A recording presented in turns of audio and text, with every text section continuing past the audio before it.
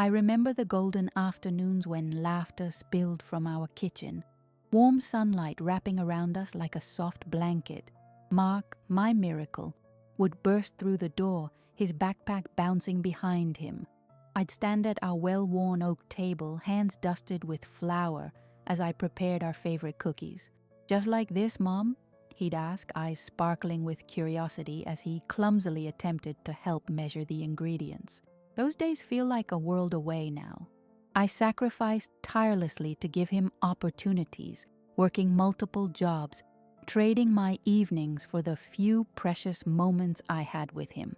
Each night, we'd curl up on the couch where he'd nestle beside me, wrapped in my arms, and I'd read him stories of brave heroes and distant lands. We celebrated each small victory, the beginning of school, making new friends, every milestone a reflection of our love. But everything shifted the day I met Amanda. I can still picture our first meeting at that little cafe. She was enchanting and charming, the perfect counterpart for my son. As we talked, I felt an edge in the air, a subtle dismissal that put my instincts on high alert.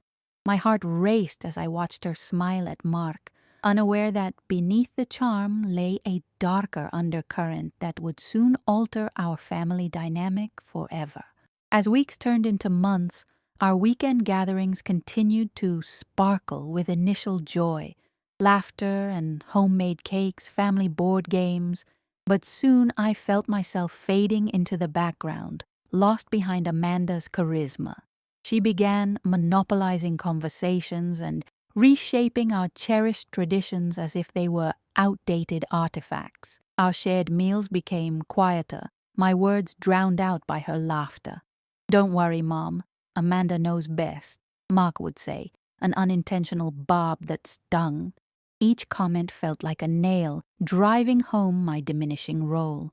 I began to notice Amanda's dismissive demeanor, the way she interrupted me, reshaped my stories, and turned my love into caricatured jokes. "Why do you always want it your way, Clara?" she would say, feigning a laugh but cutting deep.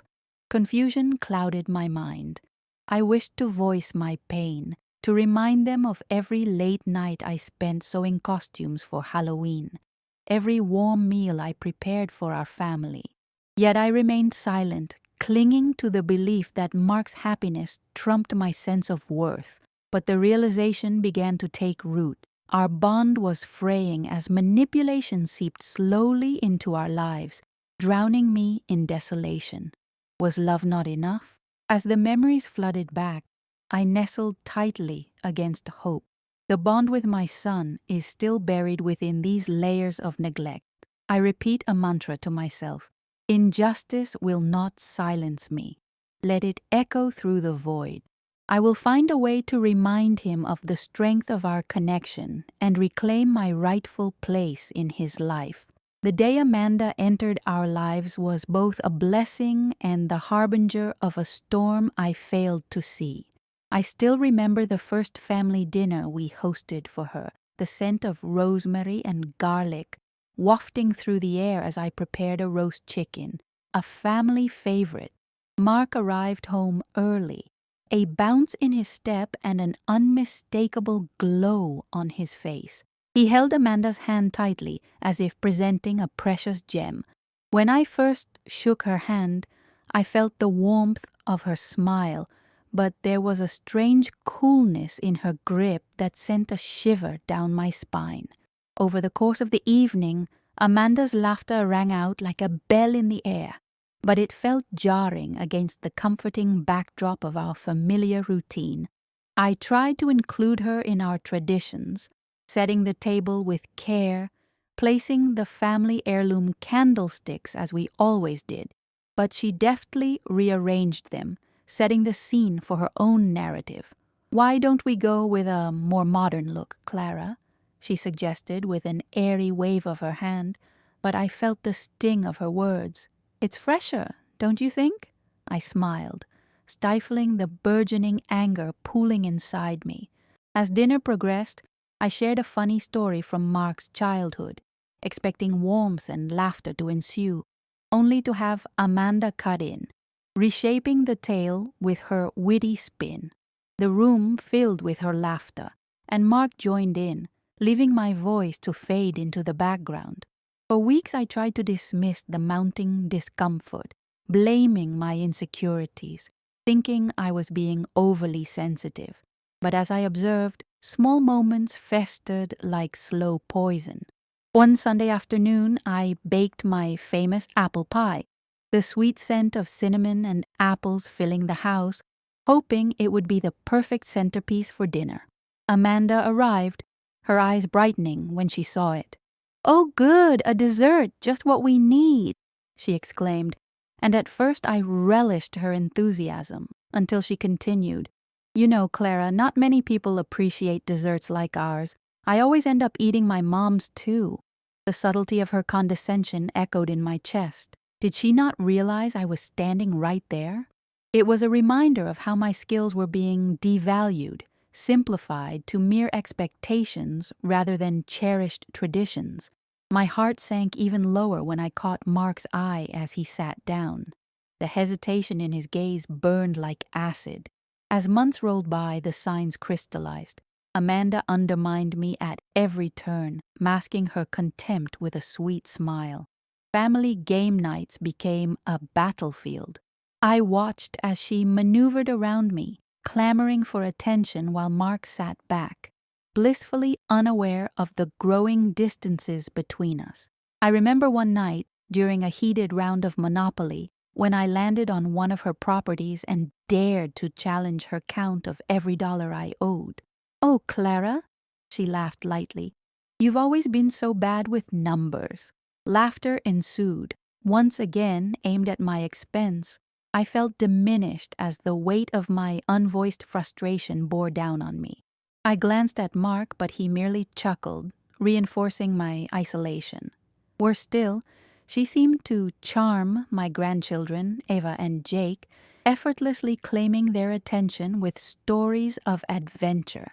It made my heart swell with pride to see their innocent laughter, but it also crushed me to see how easily they gravitated toward her, while subtly veering away from me. I felt the growing chasm between us, like the silent distance of an ocean's tide pulling one further from shore. Deep down, I realized these moments painted a chilling picture of Amanda's true colors. Her manipulations were no longer just pointed comments. They were a calculated strategy to secure her position within the family while relegating me to the shadows. And worse, Mark remained oblivious, his silence more hurtful than any words. I tried to cling to our past. I wondered if he understood what Amanda was doing. Each act of dismissal pushed me closer to the edge, and I often caught myself daydreaming about the days before she arrived, those joyous Sunday dinners where laughter enveloped us all. I remembered when our family was whole, not fractured. It became clear. My instincts were right. I was losing part of my son to someone who wouldn't hesitate to rewrite the narrative for her gain. Something had to change. A decisive moment arose inside me. I couldn't stand to be trivialized in my own home anymore.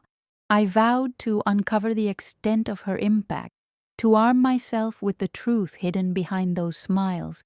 The impossible game was no longer about winning at the table, but rather regaining the respect I knew I deserved. I would reclaim my voice, piece together what was broken, and remind Mark of our unwavering bond. As I whispered to myself, "Injustice will not silence me," I felt a flicker of courage ignite within. I would expose Amanda's deception, cementing my place as Mark's mother, the one who truly cared, who only sought his happiness. The battle for our family had begun. In that moment of clarity, I resolved to take back my dignity as Mark's mother. I would no longer allow Amanda's manipulations to overshadow our bond. Standing in my kitchen, the scent of roasted vegetables filling the air, I began to formulate a plan, one that would allow me to reclaim my place in our family. I decided to host a family dinner, an event that would rekindle the warmth of our past. As I arranged the familiar dishes, stuffed bell peppers, and Mark's favorite chocolate lava cake, I envisioned creating an atmosphere that felt inviting and safe, one where connections could flourish away from Amanda's stealthy grasp. I wanted to remind Mark of our countless memories, the laughter, the love that built our family. In preparing the meal, I carefully crafted conversation points that might pull Mark from Amanda's sphere. My goals were to engage him directly about our past, the cherished traditions that made our family unique, without alarming anyone. Every detail mattered, from the tablecloth to the arrangement of my handmade centerpieces. This dinner would be an embodiment of love, a bridge to reconnect us. As the days drew closer to the dinner, I kept a watchful eye on Amanda, studying her behavior at family gatherings. I started to understand her tactics, her subtle interruptions, her ability to steer conversations toward herself, and the way she belittled whatever she could. Each interaction became a resource for my plan, and I noted every slight, every manipulation like ammunition for my cause. The night of the dinner finally arrived, and with it, a swell of anxious excitement. Mark stepped into the house, eyes lighting up at the sight of the spread before him. "Wow, Mom, it all looks incredible." His praise enveloped me in warmth, providing the first spark of hope. Yet, Amanda's presence was a constant shadow, a reminder of the tension building underneath. "Oh, Clara, that roast looks lovely," she chirped, but her set smile wore thin. With a swift change of focus, she added, "You know, Mark has been eating much spicier food lately. Actually, I made his favorite tonight, stuffed peppers," I offered, trying to pull the conversation back to familiar territory, hoping to ignite memories. For a moment, I saw a glimmer of connection in Mark's eyes, though Amanda's laugh broke the moment, laced with sarcasm that stung. Over dinner, as laughter flowed, I pressed on, focusing on our cherished memories, stories from Mark's childhood, our shared moments. I felt as if I were constructing a dam against the flood of her influence, each story building the wall. I could see moments flicker in Mark's eyes, the nostalgia glimmering, yet Amanda was quick to interject. "I love how you remember these little things, Clara, but don't you think it's time we modernized some of these traditions?" she interjected, her dismissive tone a sharp reminder of her presence. With a steady breath, I deflected, redirecting back to Mark. "The chocolate lava cake is coming after this, honey. Remember how you used to hog it every birthday?" I hoped the nostalgic lure would pull him back in. The dessert became my last opportunity to bridge the gap. As I placed the cake on the table and Mark's eyes lit up, I felt a tug of familiarity, a thread connecting us back through the years. But Amanda's voice disrupted it again, slicing through the moment with a carefully feigned laughter, trying to yoke him back into her orbit. In the days following the dinner, I vowed to continue nurturing our connection, finding joy in small moments. I sent Mark messages with links to places we used to visit, focusing on weaving our history back together without provoking Amanda's ire. I needed to rebuild what had been eroded under her watch. Each phone call, however brief, became a thread in the tapestry of our relationship rebuilding. I found myself boldly sharing anecdotes, reminding him of the joy in our shared history. But Amanda was always lurking behind, noting moments when I would try to engage. While I charted my course carefully, I recognized I could not confront Amanda yet. I observed her, cataloging her behaviors to illustrate her duplicity to Mark at the right moment. I hoped to provide him undeniable evidence of her undermining tactics, carefully choosing each interaction to test the waters. My sense of purpose grew with every detail as I rearranged my life around this singular goal of exposing her and reclaiming my bond with my son. The internal mantra strengthened. Injustice will not silence me. It propelled me to push forward with confidence, embracing the challenge ahead. This transformation was no longer just about me. It was about striking a blow for all mothers who found themselves overlooked, manipulated, and marginalized. With each day, I strengthened my resolve to ensure Mark would understand the truth of his situation. I bravely stepped onto the battlefield with my heart open, waiting for the right moment to unveil the truths I carefully gathered and bring Amanda's true nature into the light. I could feel the tide beginning to shift, slowly but irrevocably reclaiming my place in my son's heart. As days turned into weeks, I immersed myself in the intricacies of Amanda's behavior, transforming my observations into a growing dossier of evidence. Each family gathering, each interaction became a chance to gather more insights into her methods, the little moments that, when pieced together, painted a vivid picture of her manipulative tendencies. My resolve strengthened, and I began to recognize the patterns more clearly, the ways in which she trivialized my experiences while amplifying her own narrative. During one Friday night dinner, I seized the opportunity to observe Amanda closely. Her every word weighed against my memories of raising Mark. We sat around the table, the aroma of homemade lasagna filling the air, yet tension crackled beneath the surface as stories unfolded. Mark shared an anecdote from his office, his eyes sparkling with humor. Amanda immediately jumped in to overshadow it, turning the focus onto her achievements at work. "Oh, that reminds me of when I closed that big deal last month," she proclaimed with a radiant smile, her laughter drowning out Mark's. I clenched my jaw, forcing my hands to remain steady as my heart sank. After dinner, I chose to wash dishes, lingering in the kitchen to listen to their conversation as they moved into the living room. Amanda's voice filled the air, punctuated by Mark's occasional chuckle, but I could hear the subtext that tainted their exchange. She was listing her recent accomplishments, weaving in small jabs at Mark's choices, all under the guise of helpful advice. I felt a burning in my throat as my heart ached. I had to confront this distressing reality, but I needed proof. As I scrubbed the pots and pans, thoughts raced through my mind. I had to be strategic. Subtlety was key in this high-stakes game, and I had to let Mark see it without my narrative bias clouding the truth. I decided to casually mention my observations without direct confrontation, letting him arrive at the conclusion organically. Later that week, I suggested our usual Sunday brunch. Mark eagerly agreed, and I sensed it was an opportunity to showcase the depth of our connection away from Amanda's influence. Once again, I focused on crafting a beautiful setting, pouring love into every detail. Fresh orange juice, fluffy pancakes, and sizzling bacon filling the kitchen with warmth.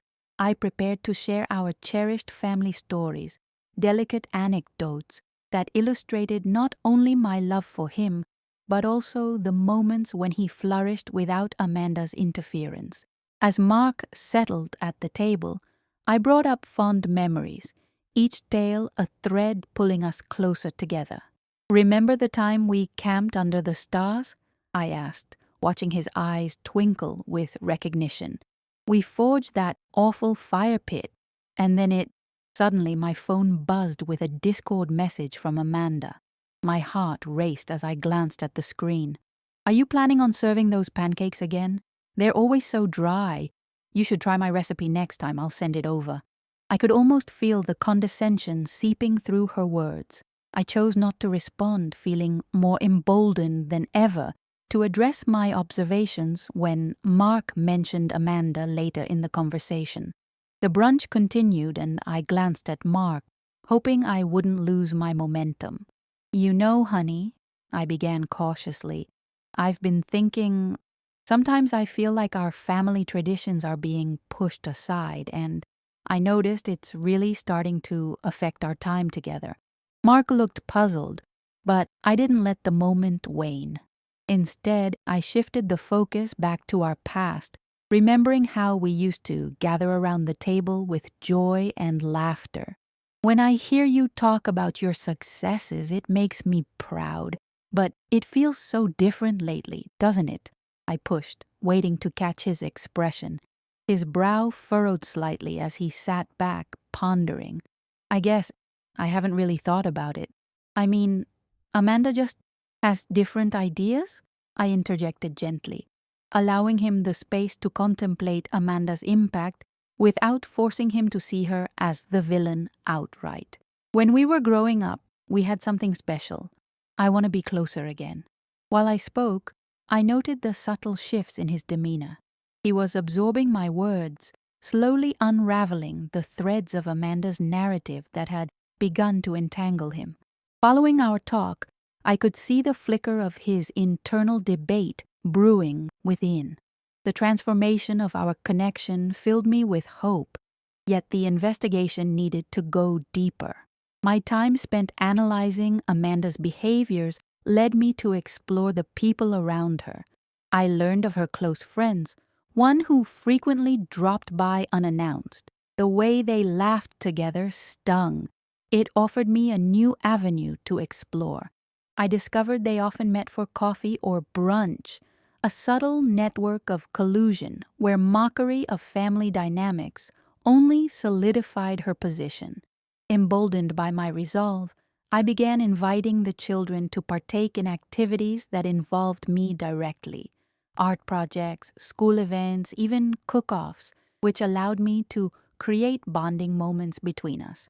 When they visited, I would proudly display their accomplishments on the fridge, directly contrasting the relationship they had with Amanda. At every opportunity, I nurtured their love for the family dynamics I'd cherished, all while carefully watching Amanda's reactions. Through these interactions, I could formulate how to subtly expose Amanda without appearing overtly confrontational. I jotted down notes about her interactions with the kids, especially moments when she attempted to overshadow my influence with them. This information would eventually serve as a potent illustration of her deeper manipulation within our family framework, a narrative Mark would inevitably see through when I unveiled the truth. Still, I knew the most crucial point remained, the moment when I would confront Amanda with this truth, ultimately leading Mark to understand the underlying dynamics. I envisioned it time and again in my mind, a chessboard filled with possibilities, waiting for the perfect moment to checkmate. With a solid plan in motion, I clung to my mantra: injustice will not silence me. I took pride in my investigation, seeing the evidence accumulate as the rising tide of confidence began to swell. I knew I was drawing close to revealing Amanda's masquerade, one carefully orchestrated strategy at a time, and I felt empowered, knowing that I was slowly and deliberately regaining my place in Mark's life. The momentum of my investigation culminated in a clarity I hadn't expected. Each interaction with Amanda felt like a puzzle piece slipping into place, revealing the larger, disconcerting picture of her true nature. I realized I could no longer be a silent observer. It was time for action. The turning point was nigh, and I needed to harness it without sacrificing the vulnerabilities I was trying to protect. It was during one Wednesday night dinner at Mark's home that I felt the shift in the air. The energy crackled as Amanda and Mark settled at the table together, her presence dominating the space with a false warmth. I watched as they shared inside jokes, the way she lightly poked fun at him while he instantly laughed in response. It was a stark reminder of the chasm that now existed between us. My pulse quickened, the familiar tightness forming in my throat. This was the moment I so deeply feared but couldn't avoid any longer. As the evening unfolded, I prepared for our post-dinner exchange in the living room. The air grew thick with tension as Amanda went on about her day, while I busied myself clearing the table, pretending to focus on each dish as a distraction from my racing heart. I needed ownership of this situation. Amanda's dismissive humor had gone too far, and it was time to stand my ground with calculated clarity, ready to expose her manipulations for Mark to see. "Did you hear Amanda's latest story?" I asked casually while rinsing the plates, allowing tendrils of trepidation weave through my thoughts. "The one about the meeting where she completely derailed the agenda." Mark turned, surprised. "What do you mean?" I glanced over at Amanda, who feigned detachment but was visibly tense, her expression edging into irritation. She cut off her boss and changed the topic to her own achievements. I watched her do it, and it reminded me so much of how she dismisses family dynamics. Amanda rushed to defend herself. "Oh, come on, Clara. You have to admit, sometimes pushing your agenda is necessary," she rebuffed with an airy laugh. I felt the simmering indignation rising within me like steam escaping from a pressured pot, but I remained composed as I refocused on Mark. "Mark, just consider how often she shifts conversations to center herself. It's a dynamic we both noticed over dinner. The way she moves everything back to her latest success instead of engaging with others, especially when it's about family moments. It seems a bit intentional." His brow furrowed again, a telltale sign he was processing my words. "You think that is her intent?" I nodded slowly, allowing the silence to linger just long enough for the point to settle. "I've seen what she does, and I'm concerned. I'm worried that you don't see the way she operates." Amanda's gaze shifted sharply, and she threw a look my way that screamed hostility masked by politeness. "Oh, Clara, you're being dramatic. It's all in good fun." Her laughter was brittle, a transparent facade over an impending storm.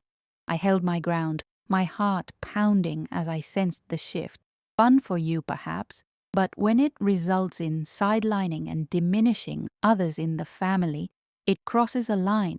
You've done so much to place your narrative above everyone else's. Mark shifted in his chair as if caught between two worlds, the gears in his mind visibly turning. I realized he was wrestling with his loyalties and perceptions. The turning point had arrived and I needed to seize it. "Remember when you were little and told me you wanted to be an astronaut?"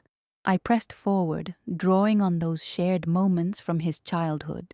"You believed you could do anything. How often did I push you to believe that?" He nodded, his mood softening as the rush of nostalgia enveloped him.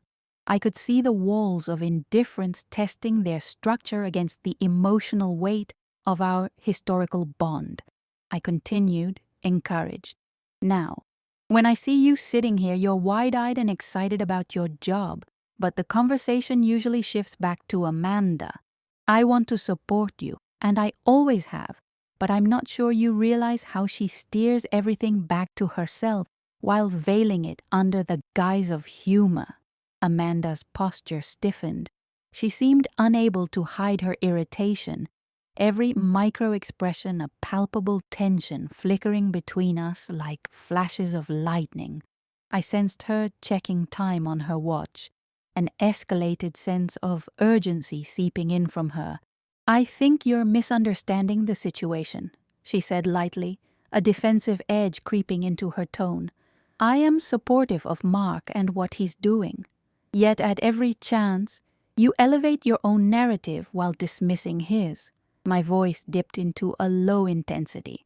"Mark deserves genuine support that encourages his potential, not a backdrop for your stories." The air thrummed, taut with the buildup of our unspoken emotions. A heartbeat stretched, and the realization landed with weight on Mark's shoulders. "Mom, maybe—" He hesitated, his gaze drifting, searching for clarity. There it was, a flicker of doubt on his face, the slightest crack in the armor of sameness. "This isn't a fight. This is about having support in the family environment," I urged gently, forcing my way into the softening nuance of his expression. "You can have both, but you need to recognize the difference. Please listen to me. This is about you and recognizing your truth in all of this. The moment hung between us like a taut string, fragile yet charged with potential. Mark's hesitation solidified my conviction. I could see him distancing himself from Amanda. Understanding dawned in his eyes, unearthing layers of familial loyalty that were buried beneath Amanda's influence. "Maybe I'll take some time to reflect," he muttered finally, his voice trailing off. Before Amanda could retort, I seized my relief, my heart racing from the rush of catharsis. "I believe you will, Mark, because that's what families do. We grow together." The realization weighed heavy. My strategy bore fruit, and the chinks in Amanda's facade had been exposed. I felt a sense of fulfillment ripple inside me, a renewal sparking. As Mark stepped out of the room to gather himself, I faced Amanda directly for the first time since our standoff began. "This is not an attack on you. This is a plea for understanding. Stop using your charm to manipulate him," I declared, steadier than I felt. "It's time to acknowledge your impact on our family. No facade will protect you from the truth forever." Her expression warped into one of disbelief. Disbelief mingled with anger as I stood strong against the anticipated backlash. This was a turning point. More than just a moment of confrontation, it became an uncovering of truths we couldn't sidestep any longer. The path ahead was still fraught with uncertainty, but I felt an unshakable foundation building incrementally. As I took a moment to breathe, my mantra echoed internally: "Injustice will not silence me." I felt lighter, resolute that the tides of relational dynamics were shifting. Slowly, surely, I was reclaiming my voice in this fight for dignity. Mark's clarity would emerge, and the family I cherished could regain its strength. But for now, the battle lines were drawn, and my mission remained steadfast. In the days following our pivotal exchange, a fragile truce settled over the household. I sensed an unusual stillness, yet tension lingered just beneath the surface, each interaction laced with unspoken emotions. Mark was quieter, his responses thoughtful but tinged with uncertainty. I could feel a shift in him, a tiny fracture beginning to appear in Amanda's carefully constructed facade. This was my opening, the vulnerable space where I could deepen our bond and stir the dynamics of our family. This week, I focused on nurturing my connection with Mark. I invited him out for ice cream, knowing how often Amanda dominated these moments. "How do you feel about your project at work?" I inquired, steering the conversation toward his aspirations, away from any influence she might wield. He opened up, excitement bubbling in his voice, his eyes lighting up. "I think my boss is finally starting to notice my ideas." "That's fantastic. You always had a unique perspective. Remember how you wanted to lead that charity event in high school?" I mused, invoking earlier memories of his youthful ambition, each recollection fortifying the bond we shared. The following Sunday, I orchestrated a family picnic at the local park, one of our favorite spots filled with laughter and sunlight. As I prepared the basket filled with sandwiches cut into stars, juicy fruit skewers, and homemade lemonade, I imagined the memories we could create, weaving new moments free from Amanda's overbearing influence. When the day arrived, anticipation coursed through me. I set the picnic blanket beautifully adorned with flowers, a vibrant display of love amidst the grass that marked our family's history. Mark arrived, and I immediately detected Amanda's imposing presence, ready to overshadow. But I chose to focus on Mark and the children. "Mark, let's go for a walk," I suggested, keen to connect without her interruptions. As we strolled side by side, the warm sun casting a glowing aura around us, I felt the distance between us begin to close. "I'm really glad you planned this," he said, his smile broadening. "It's nice to just be outside." "Exactly. It's so important to reclaim these moments. Remember how we used to go to the park every week? It felt special, I encouraged, coaxing him back into a nostalgic comfort. When we returned to the picnic blanket, I decided to introduce a cherished family tradition: storytelling. Let's share our favorite family stories. I'll start.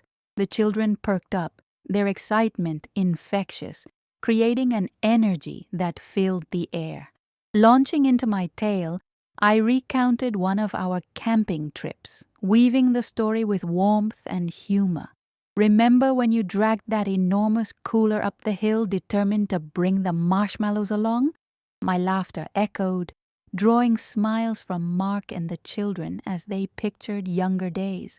As he chuckled, I could see Amanda's smile waver, her facade cracking as I wrapped my words around Mark like a protective hug. There was power in recalling our family's shared history. It highlighted the bonds that eclipsed her design to dominate every narrative. Encouraged, Mark took his turn, sharing a story of his youthful bravado, daring his cousin to jump into the icy lake during one of our escapades. I felt our family's shared laughter blend like a melody, lifting over Amanda's chilling attempts to insert herself into the narrative. Yet, I knew this gathering was not the climax. I needed to solidify my stance. That evening, the picnic's warmth lingered, and I waited for my moment to confront Amanda. As the fire crackled softly in the living room, I gathered my resolve. "Can we talk about how today went?" I directed my gaze at Amanda, who froze, realizing the shift in energy. "I believe we created meaningful memories today," I pressed, focusing. "Mark and I had a valuable connection that highlights the importance of open communication in our family." Her expression shifted from confidence to a flicker of caution. "Well, Clara, everybody has their way of connecting," she retorted, her voice slightly defensive. "Sure, but when conversations become a battleground controlled by one voice, they lose their depth. You need to realize that by dismissing moments like today, you're diminishing all of us," I replied, carefully dissecting the problem without attacking her outright. The tension thickened, and Mark's lip quivered, a sure sign of his internal battle. "Are you saying this happens often?"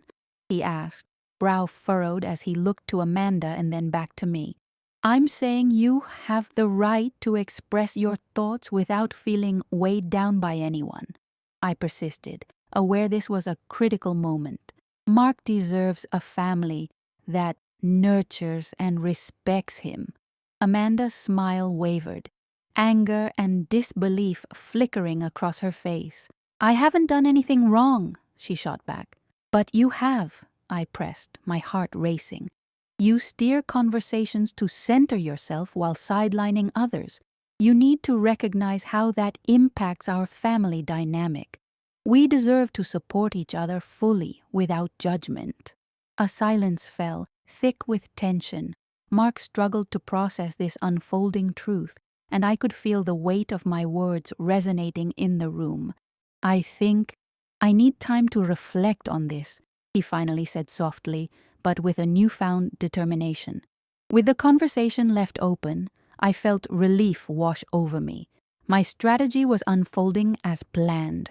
The discourse had shifted, and Mark's clarity was beginning to illuminate. I had provided him with the tools needed to see beyond Amanda's tactics. That night, as I lay in bed, the echoes of "injustice will not silence me" surged in my consciousness. I clung to the belief that I was gaining ground. No longer just a passive figure in this family dynamic, I had embarked on reclaiming my worth and nurturing a bond with Mark that transcended Amanda's control. I felt a renewed sense of purpose settle within me. The fight for dignity was not complete, but the tide was turning. I stood on the precipice of change, determined to forge ahead in my quest for honesty and nurturing within our family, knowing that each step brought me closer to fostering a genuine connection that honored our shared history. Days passed, and the tension in our household grew more palpable. I could see Mark wrestling with his thoughts, caught in the web of Amanda's incessant control. She seemed to sense the shift that had begun to form between us, and I could almost feel the anxiety radiating from her, a frantic need to reassert her influence. As time went on, it became evident that Mark needed one final push, a public reckoning to break the remnants of Amanda's grip. I decided to organize a birthday brunch at his favorite restaurant, a lively spot filled with laughter that offered an atmosphere of joy and familiarity. Inviting family and close friends, I hoped the communal energy would not only support Mark, but also create an environment where Amanda's tactics would be challenged. I arranged everything meticulously, a cheerful table adorned with fresh flowers and balloons. The moment guests began arriving, the energy shifted. The restaurant hummed with excitement as I served everyone their favorites, laughter bouncing around the room, creating an inviting cocoon. I could feel Mark's spirit lifting, the joyous atmosphere around him acting as a balm. But when Amanda strode in, her demeanor felt almost predatory, scanning the space with discomfort. Her approach was both exaggerated and cloying, and I braced myself for how she would attempt to dominate the moment. "Happy birthday, darling!" she exclaimed, wrapping an arm around Mark with an anxious smile that seemed to teeter on the edge of sincerity. "Thanks, Mom," he replied, his smile unsure, but I saw a flicker of defiance in his eyes. After serving cake and laughter, I seized my opportunity. "Mark, why don't you share your thoughts about the year ahead? Everyone's eager to hear your plans," I encouraged, hoping to elevate him above her looming presence. He hesitated, glancing at Amanda, who remained poised, her smile tight. Sure," he finally stammered, rising from his seat. I marveled at how the inclusion of friends had sparked encouragement, and as Mark began to speak, a hush enveloped the table. "This year, I want to focus on creating initiatives that really connect with others," he began, his voice solidifying with every word. "I've realized it's essential to be true to yourself." Applause erupted, and I felt a warmth spread through me. Mark was finding his words, finding himself, breaking free from the confines Amanda imposed. I could see her confidence slipping with each affirmation from our family and friends. He continued, drawing strength from the energy surrounding the table. With stories and visions for change, he captivated everyone. I felt a swell of pride as he spoke passionately, a stark contrast to the submissive figure Amanda attempted to shape him into. But then Amanda seized her moment. "Mark, don't forget how hard I worked to raise you." "Some of us know how to make sacrifices," she interjected, her tone scornful. I couldn't let this slide. I took a deep breath and responded, my voice firm. "Amanda, Mark just articulated his journey, and it's time to respect that. He deserves to define himself, free from the expectations you've set for him." Her eyes widened, disbelief flickering across her face. "I'm just looking out for him," she snapped. "No," I retorted. "You're looking out for how you want him to be. He is not an extension of you. He is his own person." The air crackled with tense anticipation. Mark flashed a look of gratitude, and it empowered me further. The restaurant's patrons were leaning in slightly, captivated by our confrontation and semblance of conflict. Just then, the evening erupted into applause and supportive voices.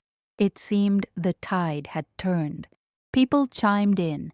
"To Mark, may you continue to pursue your truth." Their cheers signaled a rejection of Amanda's manipulation, a collective embrace of Mark's autonomy. In that lifting moment, something shifted irrevocably. Mark's confidence solidified, and Amanda's resolve crumbled under the scrutiny of the very community she sought to dominate. The assertions of our family, together, reflected a truth that couldn't be ignored.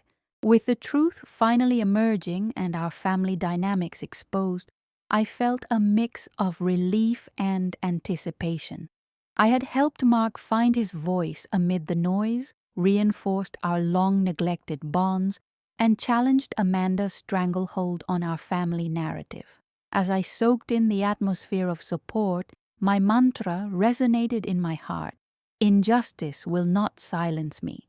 The battle for dignity was far from over, but we had ignited a spark, one that would guide our family toward a more authentic connection. Today marked a significant stepping stone in reclaiming our voices together, and I felt the exhilarating promise of a new beginning.